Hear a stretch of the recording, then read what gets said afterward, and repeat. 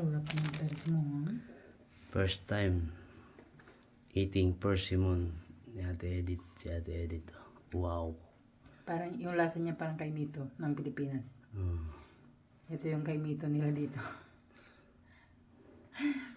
Sarap Kasi po. yung kay Ayan Mito po. dun sa atin is na Hindi kami.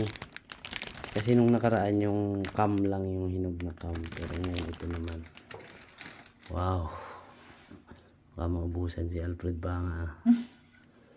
Pakagat nga. bus yan bukas.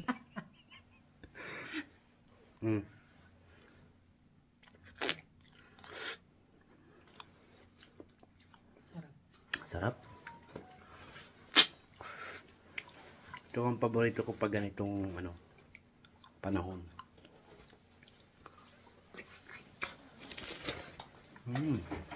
Ayun. Be.